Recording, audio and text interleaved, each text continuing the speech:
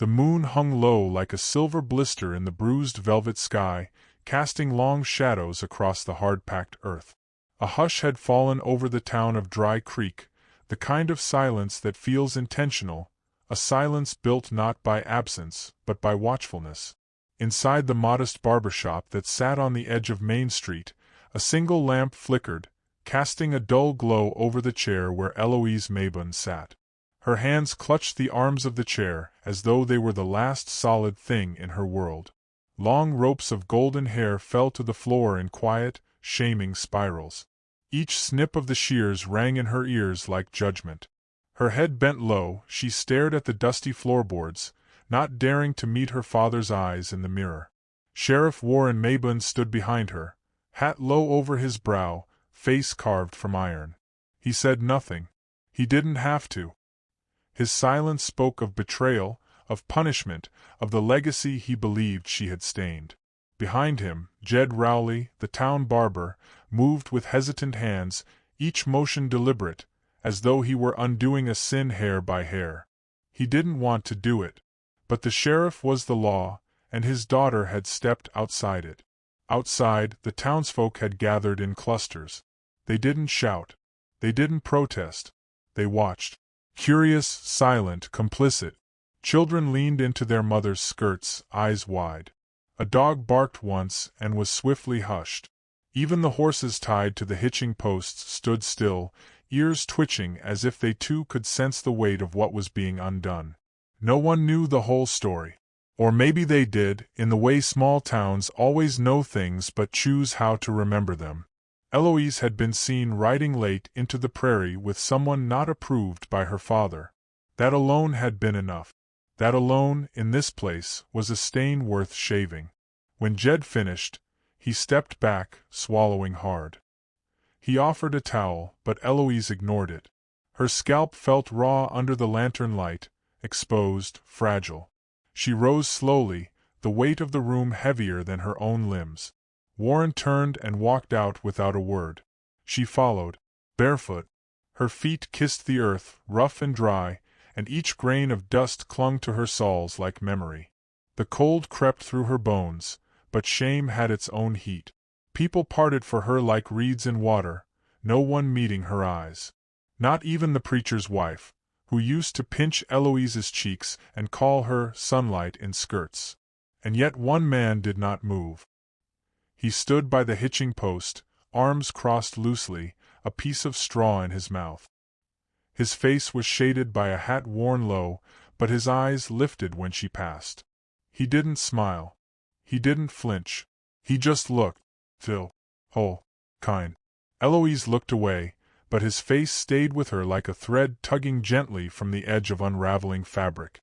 She walked home alone. Her father didn't wait for her, nor leave the lamp on. The house was cold and too quiet. Her mother's things had long been packed away, save for a faded photograph above the mantel, a woman with Eloise's eyes, staring at the camera like she knew what this world would do to her daughter. That night, Eloise dreamt of wheat fields and scissors, and hands, large, gentle hands, tending a wounded bird. The next morning, she found a folded white handkerchief on her front porch. It was clean, soft, with no note, only the scent of cedar. She didn't pick it up right away. She just stood there, barefoot again, letting the morning sun press against her skin like a silent apology. 3 days passed before she saw the man again. He stood by her chicken fence, one post leaning precariously from last week's windstorm. He didn't wave, didn't call out, just waited, a quiet question hanging between them. "I can fix it myself," she said, voice hoarse from disuse. He nodded. "I know." But he stayed. His name was Silas Crowder. She knew of him, the rancher who lived 3 miles west, where the prairie curled like a sleeping cat and the rivers ran stubborn and low. He was a widower, they said. His wife died of fever 2 winters ago. Some said he'd gone strange after. Talked to his horses more than people. But the fence post between them felt less like a barrier and more like a bridge. He didn't ask her about the barber shop. He didn't ask anything. Instead, he brought nails and a mallet, worked in silence, his motions rhythmic, respectful. She watched from the porch, holding a cup of weak coffee. Every now and then, their eyes met. Each glance was brief, like sunlight flickering through tree branches. Not enough to burn, just enough to feel. When he finished, he nodded once, tipped his hat, and left a small bag of seed on the porch. She opened it to find corn feed, and a single white feather. Time stretched thin after that, stitched together with small, wordless acts. He came around now and then, always with a reason: tools for the fence, liniment for her horse's limp. Never stayed long. Never stepped over the porch rail. Eloise didn't speak much. But she listened. She listened when he told her about his late wife's garden. How she planted hummingbird vine that bloomed out of season. How she died holding a tiny bird in her palm, whispering something no one could hear. "She never asked me to fix anything," he said once. "She just asked me to see it." Eloise didn't know what to do with that. But she remembered it. She began to notice things again. How the sunlight danced on her cracked window, how her hair, growing in soft tufts, felt like moss under her fingers. How silence wasn't always punishment. Sometimes it was space. Then came the day they were seen. They'd gone to town, just for nails and flour. Nothing remarkable. But walking side by side down Main Street, their steps too in sync, their conversation too comfortable, it was enough. Enough to turn heads. Enough to reignite judgment. Her father saw them. His face didn't change, but his knuckles went white on the reins. That evening, he stopped by Silas's ranch. No words. Just a bottle of rye whiskey slammed on the porch and a warning scratched into the wood with a knife. "You take my shame, you take it all." Silas didn't tell Eloise about the message.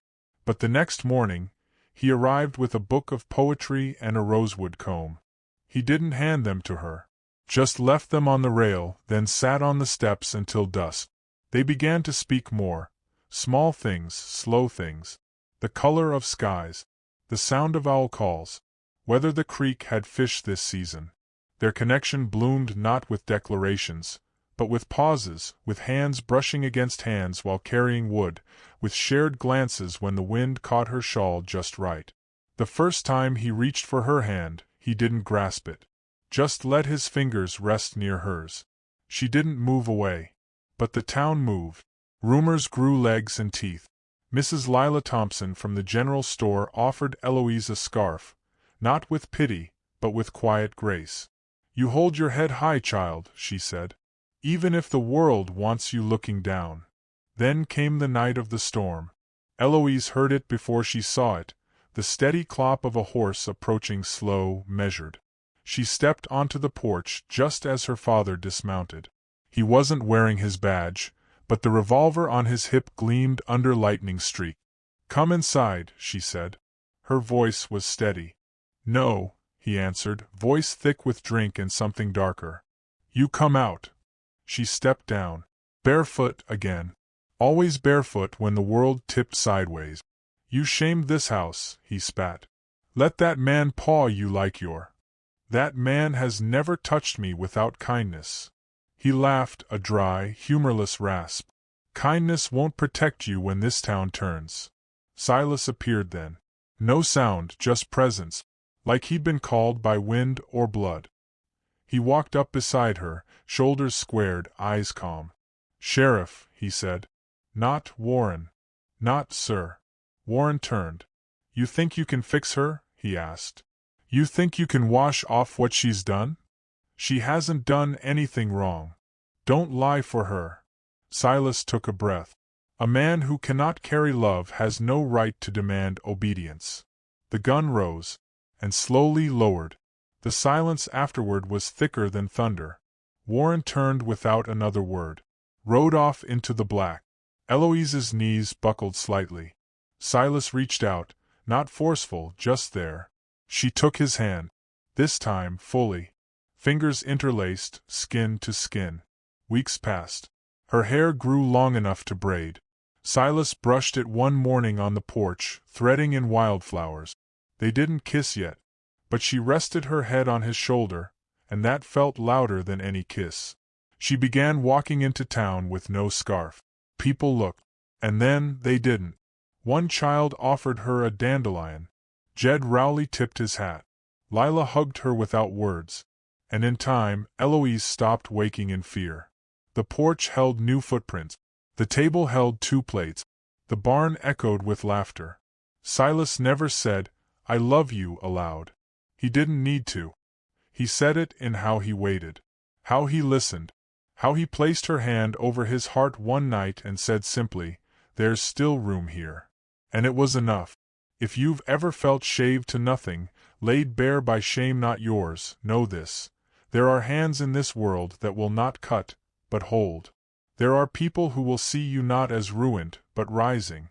And sometimes, the gentlest love is the one that doesn't rescue you, but walks beside you, step by barefoot step.